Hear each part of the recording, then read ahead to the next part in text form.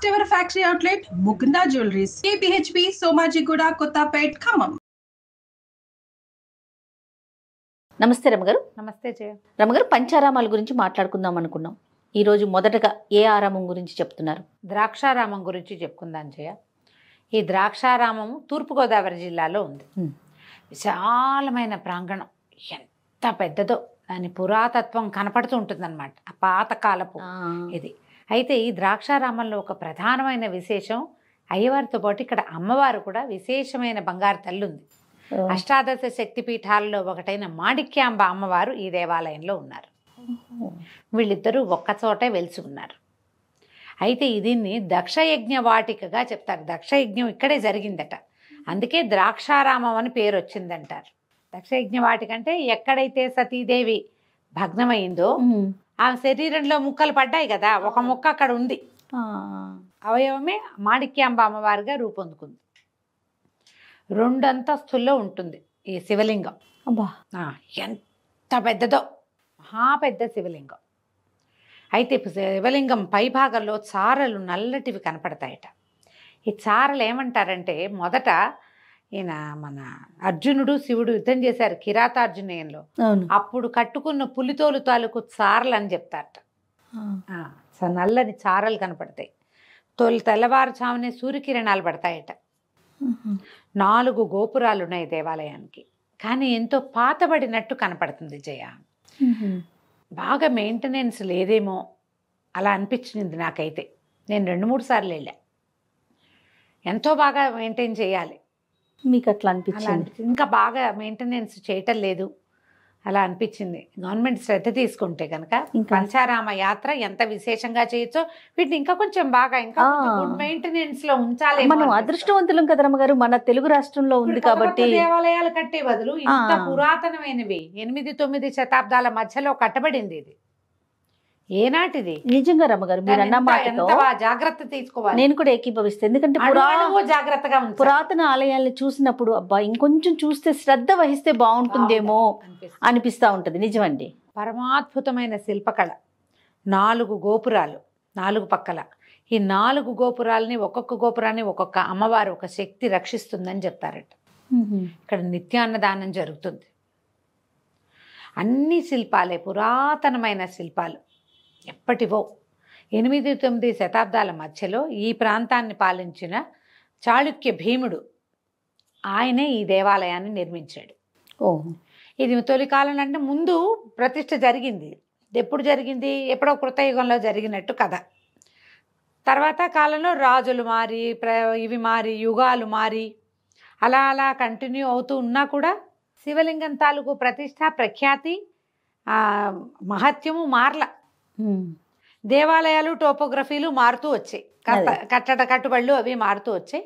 ఇప్పుడు మనం చూస్తున్నటువంటి ఇప్పుడున్న దేవాలయము చాళుక్య భీముడు కట్టింది. ఈయన ఇది ఒకటే కాదు, ఇంకొక ఆరామాన్ని కూడా ఈయన నిర్మించాడు సామర్లకోటలో. ఈ 2 ఒకే రకంగా కనపడతాయి, కట్టుబడి. అది ఒకే రాజు కదా, ఒకే రాజు ఒకే సమయంలో, ఇంచుమించుగా సమయం కూడా ఒకటే. దాంతో చాలా విశేషంగా కనపడుతుంది. శివలింగం దాదాపుగా 60 అడుగుల ఎత్తు శివలింగం. 2 అంతస్తులుగా ఉంటుంది ఆలయం. పక్క నుంచి మెట్లుండి 2వ అంతస్తు నుంచి అభిషేకం చేస్తారు. ఎంత విశేషమైనది చూడు. తను ఎంత కాపాడాలి మరి, ఎంతో రక్షించాలి కదా. శ్రీనాథ కవి కావ్యాలలో కూడా బాగా ప్రస్తావన కనపడుతుంది ద్రాక్షారామాన్ని గురించి. ఆయన రాసిన భీమేశ్వర పురాణంలో ప్రధాన దైవం ఈయనే. అయితే దీంట్లో ఈ ఆలయపు ఆనవాళ్లలో ఇది హాలుని కాలం నుంచి ఉంది. హాలుందంటే ఏనాటి హాలుడు? అప్పటి నుంచి ఉందని, శాతవాహనులకు సంబంధించిన హాలుడు నాటి నుంచి ఇది ఉన్నదని ప్రత్యేకంగా చెప్తారు. ఎలా ఏంటంటే ఈ దేవాలయాల్లో రాజులు పోషకులుగా ఉండేవాళ్ళు, నిత్యము అభిషేకాలు జరిగేవి. అవును, రాజుగారు రావాలంటే ఎంత చక్కటి ఏర్పాట్లు ఉంటాయి. చూడు, ఒక మినిస్టర్ వస్తున్నాడంటే ట్రాఫిక్ ఆపేసి అందరూ స్తంభీభూతులైపోతే మనందరం స్టాచ్యూ అయితే ఆయన వెళ్తాడు. ఒక చిన్న రాష్ట్రంలో ఒక చిన్న గవర్నమెంట్లో ఒక పోస్టు ఒక విషయాన్ని హ్యాండిల్ చేసే మంత్రి గారికే మనం అందిస్తే మొత్తం రాజ్యాన్ని పరిపాలించే రాజుకి ఎంత ఉండొచ్చు. పైగా అప్పటి కాలంలో నా విష్ణు పృథ్వీపతి అనేవాడు. విష్ణు అవతారం రాజు అంటే. ప్రజలు విశ్వాసపాత్రులుగా ఉండేవాళ్ళు. రాజుగారు నిత్యము అభిషేకానికి దర్శనానికి వచ్చే దేవాలయం ఎంత చక్కగా ఎంత బాగా ఉండుండేది. పైగా ఆయన స్వయంగా కొలుచుకునే దైవాన్ని ఇప్పుడు మనం కాస్త డబ్బులు ఉన్న వాళ్ళే పూజ గదులు దంతంతో అవి వాటితోటి అలంకారాలు చేసుకుంటున్నాం, చెయ్యరు. మరి ఎంత వైభవంగా ఉండేవోనట ఈ దేవాలయాలు అప్పుడు, మహాద్భుతంగా ఉండేవి. చాలా శిల్పాలు అవి విడివిడిగా తీసి పెట్టబడి పగుళ్ళు వచ్చి పాడయ్యి మెయింటెనెన్స్ లేక పెద్దది విశాలమైన ప్రాంగణం, ప్రత్యేకంగా గణపతి విగ్రహాలు అవి భలే అందంగా కనపడతాయి. ఇటీవల కాలంలో చెక్కింది ఒక్కటి కూడా లేదు అక్కడ. 8-9 శతాబ్దాలంటే ఊహకు కూడా రాదు. అప్పుడు ఎలా చెక్కారు, ఇదంతా ఎట్లా కట్టారు, ఇంత విశాలమైన ప్రాంగణం ఎలా కుదిరింది, అదంతా వింతగా ఆశ్చర్యకరంగా ఉంటుంది.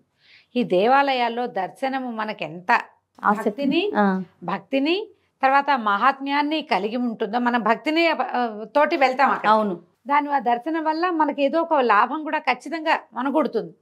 దీంతో పాటుగా ఈ దేవాలయాన్ని ఇంత అద్భుతంగా ఇన్ని వందల సంవత్సరాల నుంచి 1000 సంవత్సరాల పైమాటి నుంచి ఇలా చూపించగలిగిన ఆనాటి శిల్పుల ప్రతిభ కనపడుతుంది. ఆనాటి రాజుల పెద్ద మనసు, భగవంతుని పట్ల వాళ్ళకున్న ఆసక్తి అవి అట్లా కనిపిస్తూ ఉంటాయి.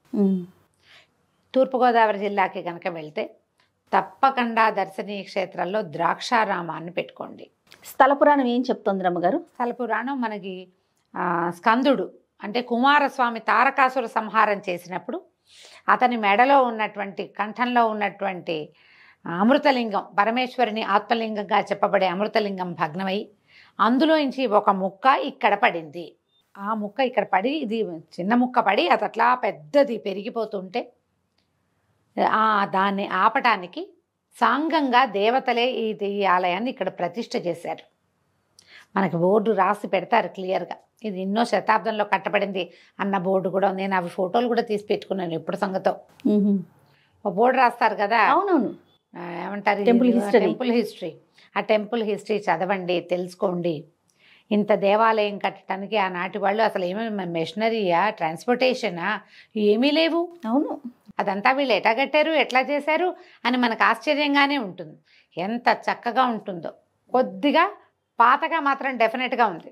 ఈయనతో పాటుగా భీమేశ్వర స్వామిగా కొలవబడతాడు ఇక్కడ ఉన్న స్వామి. ఆయనతో పాటుగా అష్టలింగాలు ఇంకా ఉన్నాయి, చాలా లింగాల ప్రతిష్ఠ జరిగింది. అప్పుడట సప్తర్షులు అభిషేకం చేయటానికి గోదావరిని 7 గోదావరి నీళ్ళు తీసుకొచ్చారు. అక్కడ అంతర్వాహినిగా గోదావరి ఉన్నది, ఆ దేవాలయం కింద నుంచి ఉంటుందట. సప్త గోదావరి అని పిలుస్తారు ఆ గోదావరిని. అదొకటి చాలా విశేషం కదా. శ్రీనాథ కవి కావ్యాల నిండా ఈయన కనపడతాడు. అయితే ఈ అష్టలింగాలు తర్వాత ఏమో లక్ష్మీనారాయణేమో ఇక్కడ క్షేత్రపాలకుడుగా కనిపిస్తాడు. ఇది సాధారణంగా ఒక దేవాలయం చూడగానే దీనివల్ల మనకేం ప్రయోజనం అనే ఒక మాట వస్తుంది. దేనికోసం దర్శించుకోవాలి అలా ఒకటి క్రియేట్ అయిపోయింది కదా అమ్మగారు. వీసా రావాలి, చిలుకూరు బాలాజీ స్వామి దగ్గరికి వెళ్ళాలి, ఇట్లా అంటే సంతానం కలుగుతుంది, సౌభాగ్యం పెరుగుతుంది, ఇల్లు కట్టుకుంటాం, ఇలాంటివి వింటున్నాం కదా. శివ దర్శనం ఎప్పుడు ఐశ్వర్యకారకము, మోక్షప్రదము. మనకేం కావాలి ఈ జీవితానికి? మనకి అంతే కదా అమ్మగారు. ఈ జీవితానికి కావాల్సింది డబ్బు, అబండెన్స్. ఐశ్వర్యం అంటే ఒట్టి డబ్బే కదా, అన్నీను ఆరోగ్యము, ఐశ్వర్యము సమస్తమైనవి కావాలి. తర్వాత నెక్స్ట్ జన్మ ఉందో లేదో, ఎలా వస్తుందో, మనం ఇప్పుడు చేసిన పచ్చిపాపాలన్నీ ఎలా పరిణమిస్తాయో ఆ భయం ఉంటుందిగా. మోక్షప్రదాత మా పరమేశ్వరుడు. ఈశ్వర దర్శనం ఎక్కడ చేసినా మోక్షమే.